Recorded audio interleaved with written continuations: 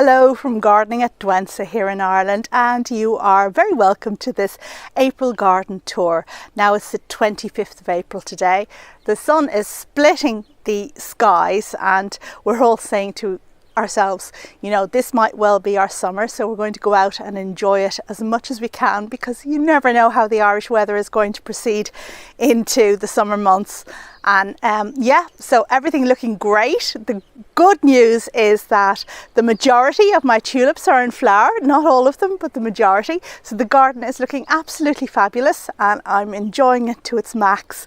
I have a full gardening day ahead of me, lots of things to dig up and well, you know yourself. Anyway, before I get on with that, I just want to share the beauty that's out there at the moment. So come with me and let's have a little stroll through the garden and see what's looking good on this glorious April day.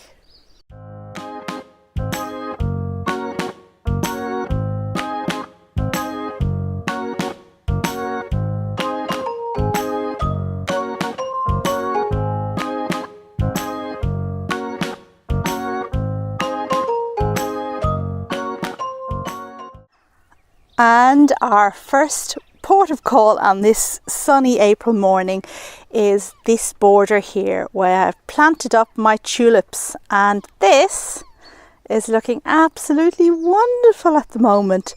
I just love how when the sun comes out the tulips just open that little bit wider and look absolutely enormous. The white ones, of course, are Tulipa Purissima, which I planted up just last autumn. And these are tulips that will come back again and again and again, so hope to see them in the garden for many more years. And these are the kinds of tulips that kind of close up a little bit when it's duller, so it's wonderful to catch them in the sunshine when they just open like little goblets. And the centres of the tulips have these glorious kind of orange or yellow hearts. Really attractive feature. Okay, so I really hope you like white tulips, because you're going to see lots more of them on today's garden tour. It's almost like we're having a wedding in the garden here. There's just so much white flower about. And just moving it back a little bit so that we are looking down on that border with the tulips, and you can see the ugly stump right there on the left of the conifer tree that I cut down last year. And I'm just showing you this because the clematis that I planted up and around it aren't yet open yet. The flowers aren't there yet, but I know several of you are quite anxious for updates on this progress, so I just thought I'd give you a little clip now. And let's just pause for a moment to have a look at this cherry blossom tree. And it's a white cherry blossom tree that has a kind of weeping habit. And Shogetsu is the name. White flowers, double white flowers that cascade down. Now the tree just seems quite reluctant to grow up and get going, but yeah, that's okay. I'm going to give it time. It really is the most glorious cherry blossom tree when it's in flower like it is just now. And of course, like many cherry blossom trees, the buds are pink before they open up. So that's just an extra little feature with this one. Okay, let's go down to the stone table down there. And here we are just kind of looking to the stone table, which is just above those white tulips there. But I just thought I'd give you a bit of a more panoramic view, let's just say. So just beyond the table, you can see a riot of orange tulips down there, which are now in full flower. And in just a second, we're going to have a look at those in more detail. And as you can see, I've planted some of these orange tulips kind of in the border around the table. Banja Luka is the name of this tulip, and it's a Darwin hybrid that is one that comes back. All of Darwin hybrids are ones that come back. And if there's any doubt about tulips, I do urge you to take a look at the video I made last autumn about choosing tulips that are going to come back. Okay, I'm just stopping here at this view here because not very long ago I was complaining about this purple primrose down the front and saying how it wasn't up to scratch, despite the fact that it's done really well in my garden. But now I just think that it goes so beautifully with that orange tulip that I'm kind of doubting my decision to dig it up and get rid of it.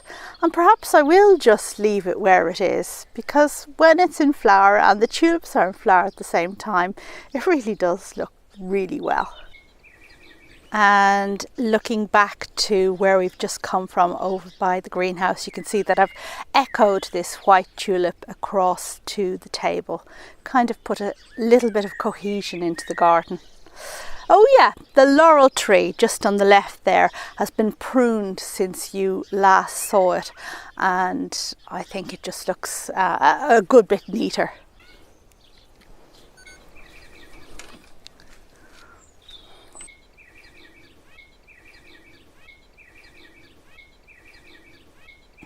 You'll note, of course, that my Paulownia trees have been pollarded since the last video. So that stump you see just there on the left, that's the tree that I've cut down to the ground, or as near to the ground as could be done.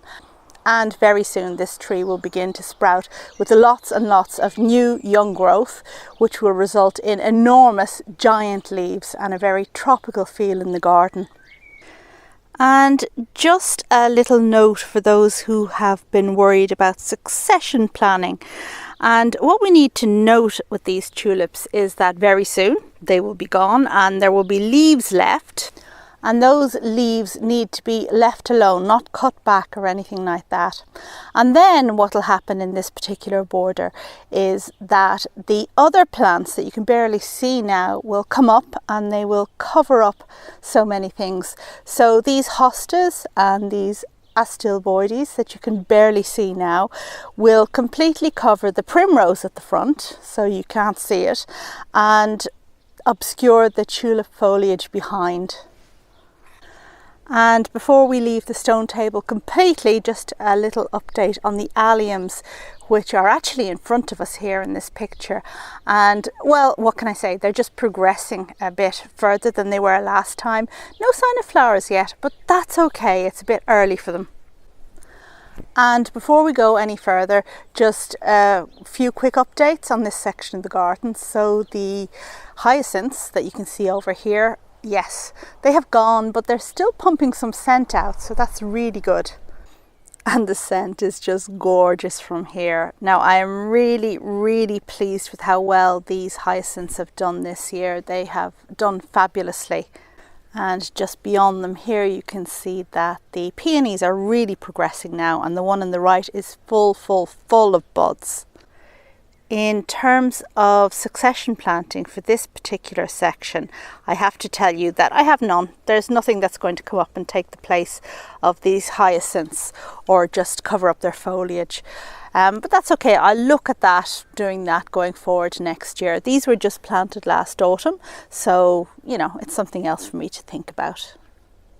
So leaving the hyacinths behind, I just thought I'll give you a quick spin down this path here. But before we go down there, note the magnolia tree on the left. Now this is Magnolia stellata, and last time you saw it, it was burnt.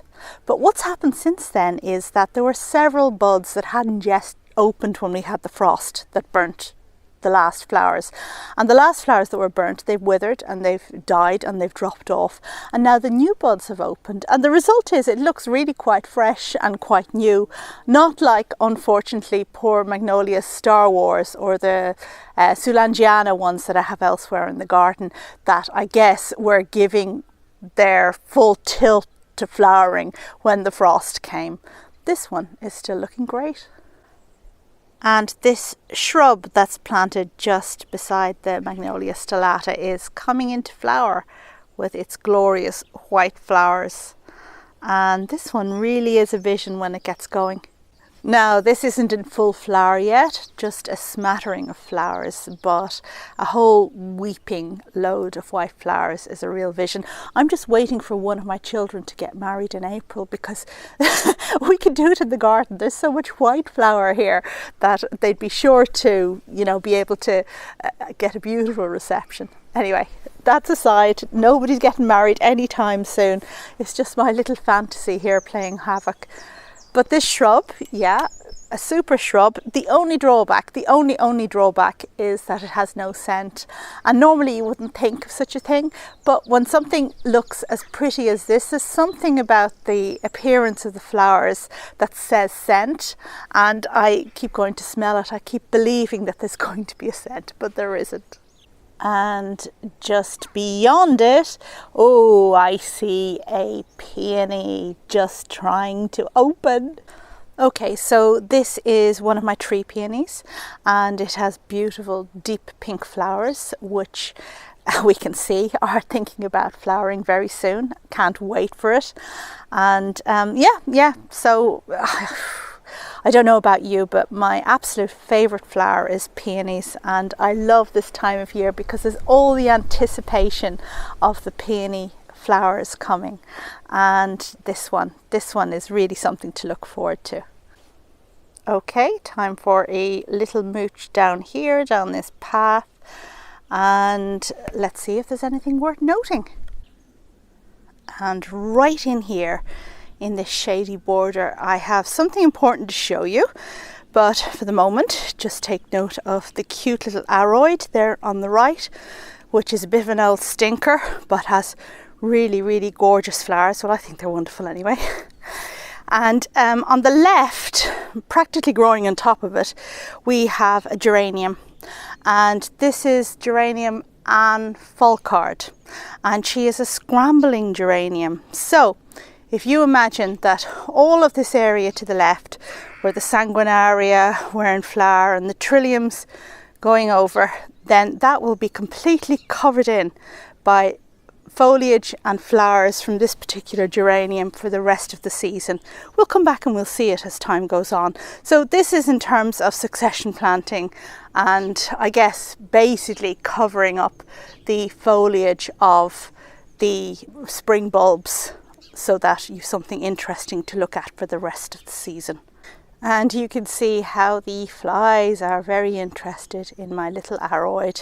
And before we leave this section of the garden, and here's another geranium that really does well here in the front, but before we leave, I just wanted to give you a brief look at my peony Sarah Bernhardt, which you saw last time was struggling to look worthy of the peony hoop I had put around her, but now she's really very nearly at the top of it. And this is a tall peony that really needs to be staked to have a peony hoop around it. It looks like the stems are very self-supporting at this stage, but when the enormous flowers begin to open, they will completely weigh down the stems, and you'll just have a smashed mess unless you support it. And then here on the other side of the walkway, we have another Sarah Bernhardt, this time with the circular hoop going around her. And some tulips that were planted so long ago, I've lost the label, but whatever they were a good variety because they keep coming back. And behind those blood red tulips, we have an azalea that is coming into bud, and this is a deciduous azalea that obviously is flowering on the side facing us rather than the side behind, I guess because there's more light there. And just above all of what I was just talking about, we do have a tree that has come into flower, and this is an amelanchier.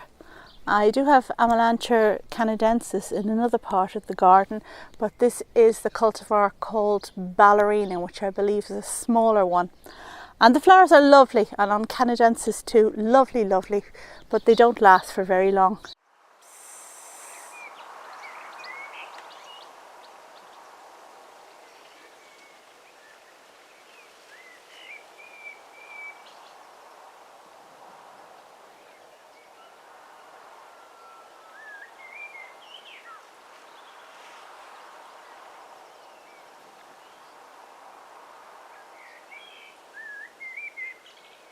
Okay, so leaving behind that little path and all of that stuff in there, we're going to proceed down here. I don't know if you can see in the far distance, it looks like there's been a bit of an accident, but there hasn't. I'll tell you more about that in a minute. But before we proceed down there, we bloomin' well have to have a look at these fantastic tulips. And this is more of the Darwin hybrid tulip called Banja Luka that myself and my daughter planted last autumn, and they are in glorious flower. And the colour, it's almost like a poppy, isn't it? Oh, more about poppies in a few minutes. I have some news there, but I have planted them all the way down here. And in terms of seasons to come, if you look closely, you can see the other plants which are in between the tulips, which are just getting going now, and the tulips look great above the fresh new growth of perennials, and those perennials will grow up and completely hide the sped tulip foliage.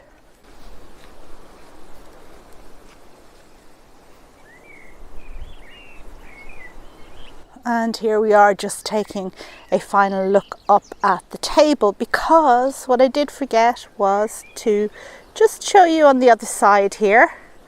This is in the path we're walking down, this glorious, glorious euphorbia. It is an absolute vision when it's in flower, those acid green flowers over the dark foliage. And this is one of my favourite plants, favourite foliage plants of all, that I talked about in the video I made not very long ago about top 10 foliage plants. So you can check that out if you want to learn more. And I can't believe how long the anemone blanda have lasted this year. They just seem to keep going on and on. I don't ever remember them lasting this long before. Oh yes, and Katsuki tells me I forgot to mention something important. It's this anemone here.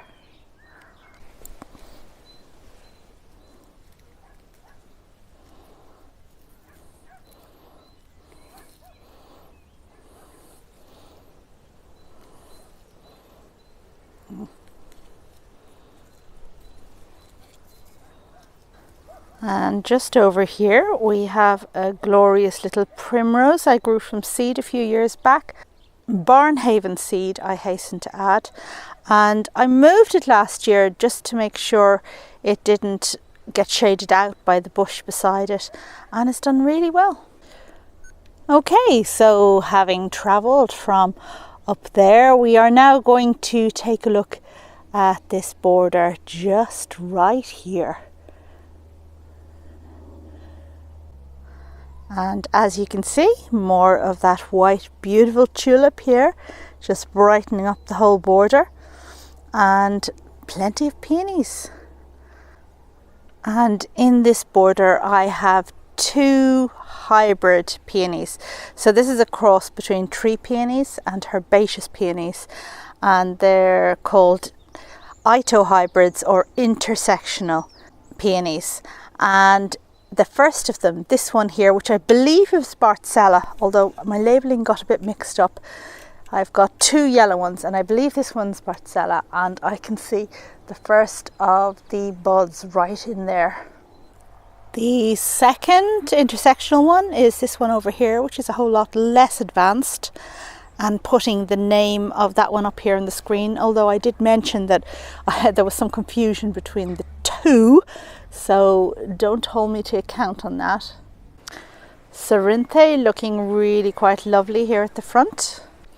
And over here, right at the back there, we have a herbaceous peony, which I've just put a hoop around. And obviously the Ito ones are so much chunkier and vigorous than the herbaceous ones. They produce woody stems, which means they don't need hoops, although I did just put a little hoop around one of them. Okay, so leaving behind that border there, we come to the excitingly and newly planted border right here. And this, of course, is where I moved the Sarracenia planters to last year in that unforgettable video. That was a whole lot of work, but now they're so much happier because they have full sun. And the plants I showcased just recently in my last video, these are most of them here. They've been planted here in this bed. So we have that beautiful Aquilegia, we have Bowles Mauve right at the front, and we have another intersectional peony right in the middle. And in the last video I lamented the fact that they were so expensive and I hadn't picked one up when I visited the garden centre, but you know what, I went back and I got one. I got this glorious orange one and it has a bud, so I'm really looking forward to that. And just to its left there is the herbaceous peony Tomcat I showed you in that last video. The border features a lot of Stipa tenuissima as its cohesive plant, the one that kind of binds the different elements of the border together, and that's why I've echoed it around clumps of 3. And much of this Stipa was actually grown from seed myself, and that's why some of them are a lot smaller than others, but they will get going and they will do well in time. I just have to wait, and they'll be perfectly happy in the garden rather than in a seed tray. I just have to keep my cat off it because she's a devil for murdering the Stipa tenuissima. So now I just need to find a place for this little guy here who was in this border but had to come out for me to plant it up.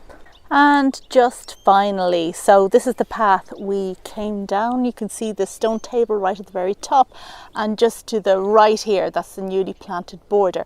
But the other side of it, behind the bushes, has something that I really want to show you, which is this fantastic Acer, the oldest Acer I have in the garden.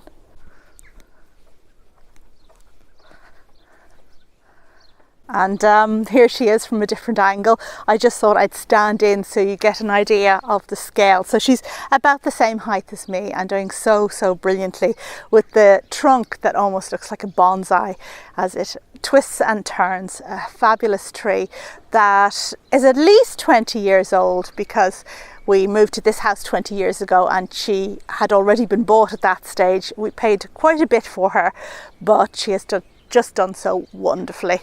And now it's no longer like a foliage plant in the garden, it's most definitely a tree.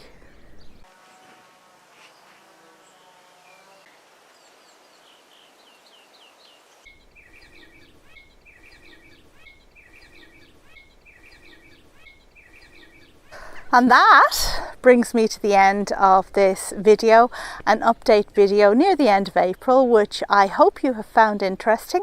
If there were some plants you wanted me to mention that I didn't mention in this video, then do let me know and I'll try and include them in the next one. And in the meantime, I hope you're out there and enjoying your garden, and I'll see you in the next video. Bye!